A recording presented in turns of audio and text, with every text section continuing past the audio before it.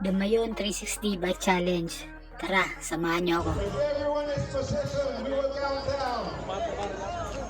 In 10, 9, 8, 7, 6, 5, 4, 3, 2, 1. Let's go!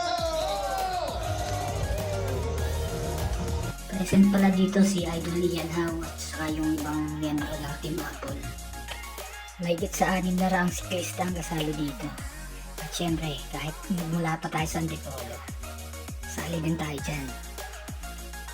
Ang buong ruta ay may layong 83 km at may total elevation gain na 773 meters above sea level.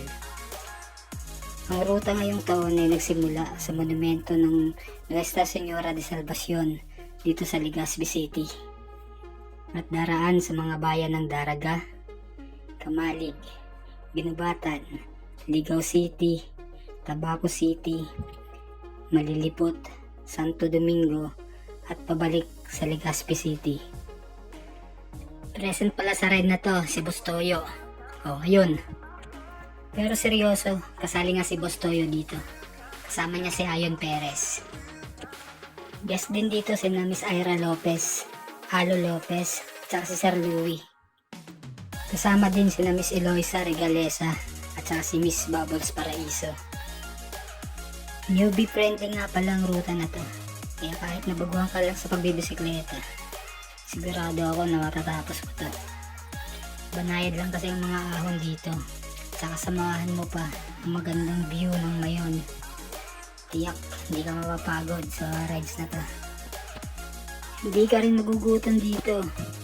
Dahil literal na food trip ang aabutin mo sa bawat pit stop na madadaanan mo. Big shout out sa organizer ng events na to. Ang galing niyo po. Kaya kahit na katakot-takot na ulan ang inabot ko sa daan, galing sa Antipolo, papunta dito sa Albay, masasabi ko na sulit pa rin ang biyahe ko dahil sa na-experience ko rito. Para dun sa mga niyaya ko at hindi nakasama, panoorin nyo na lang tong video para kahit pa paano may ideya kayo. Kay misis naman at sa bunso ko, aba, maghanda-handa kayo kasi next year, tiyak sasama ko kayo.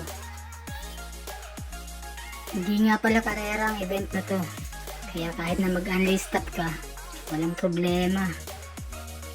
Manawa ka sa picture hanggang sa maubusan ka ng posing, alam mo. Sobrang organized din pala ng event na to, dahil sa sobrang dami ng marshal na nakabantay sa buong ruta. Halos bawat kanto may mag-guide talaga sa'yo, kaya never kang maliligaw sa ruta. Crossing finish line.